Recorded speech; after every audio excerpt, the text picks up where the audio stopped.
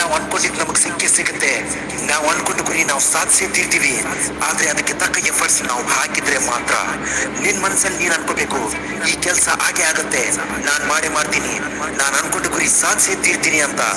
ಆದ್ರೆ ಅಪ್ಪಿತಪ್ಪಿಯು ನಾಳೆ ಮಾಡ್ತೀನಿ ಅಂತ ಹೇಳ್ಬೇಡ. ಯಾಕೆಂದ್ರೆ ಆ ನಾಳೆಯೇ ನಿನ್ನ ಭವಿಷ್ಯ ಹಾಳು ಮಾಡುತ್ತೆ. ನಾಳೆ ಮಾಡ್ತೀನಿ ಅನ್ನೋದು ನಿನ್ನೊಬ್ಬನಲ್ಲೇ ಅಲ್ಲ, ಜಗತ್ತಿನ 95% ಜನರಲ್ಲಿ ಇದೇ ಸಮಸ್ಯೆ ಕಾಡ್ತಾ ಇದೆ. ನಾಳೆ ಮಾಡೋಣ ಅಂತ ನಿನ್ ಮನಸ್ಸಲ್ಲಿ ಬಂದ್ರೆ ನೀನ್ ಒಂದು ಪ್ರಶ್ನೆ ಹಾಕು, ಹಿಂದೆ ಇಲ್ಲದೆ ಇರೋದು ನಾಳೆ ಅಂತ ವಿಶೇಷ ಏನಿದೆ? ನಾಳೆ ನಮ್ಮ ಬದುಕಲ್ಲಿ ಅಂತ ವಿಶೇಷ ಏನಿದೆ ಇವತ್ತಿಲ್ಲದೆ ಇರೋದು? ಒಂದ್ ವೇಳೆ ನೀನು ಕೆಲಸನ ನಾಳೆ ಹಾಕ್ದೆ ಅನ್ಕೋ, ಆಗ ನೀನು ತಿಳ್ಕೊ, ನಾಳೆ ಕೂಡ ನೀನು ಆ ಕೆಲಸನ ಮತ್ತೆ ನಾಳೆ ಮುಂದಕ್ಕೆ ಹಾಕ್ತೀಯ. ಒಂದ್ ವೇಳೆ ಆ ಕೆಲಸ ನೀನು ಮಾಡ್ಲೇಬೇಕು ಅಂತ ನೀನ್ ಮನಸ್ಸಲ್ಲಿ ಹಾಕೊಂಡ್ರೆ ನೀನ್ ಯಾವತ್ತೂ ಕೂಡ ನಾಳೆ ಮಾಡ್ತೀನಿ ಅಂತ ಹೇಳಲ್ಲ. ಅದಕ್ಕೋಸ್ಕರ ಯಾವುದೇ ಕೆಲಸನ ನೀನು ನಾಳೆ ಮಾತ್ರ ಮುಂದಕ್ಕೆ ಹಾಕ್ಲೇಬೇಡ.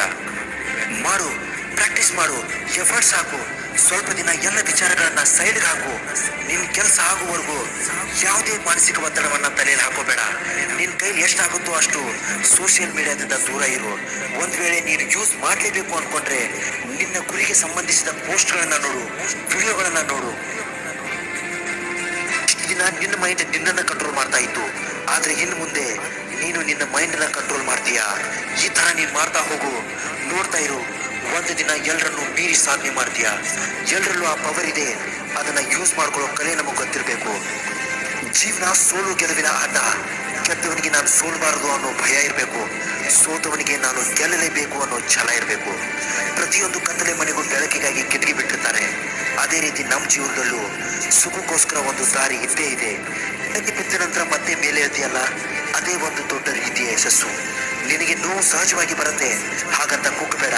ಆ ನೋವುಗಳನ್ನೇ ನೀನು ಕುಗ್ಗಿಸು, ಆ ನೋವುಗಳೇ ನಿನ್ನ ಮುಂದೆ ಕುಗ್ಗುತ್ತಾ ಹೋಗುತ್ತೆ. ನಿನ್ನ ಗುರಿಗೆ ಸಂಬಂಧಿಸಿದಂತೆ ಬುಕ್ಸ್ಗಳನ್ನ ಓದು, ನಿನ್ನ ಗುರಿಗೆ ಸಂಬಂಧಿಸಿದ ಫ್ರೆಂಡ್ಸ್ನ ಹುಡುಕು.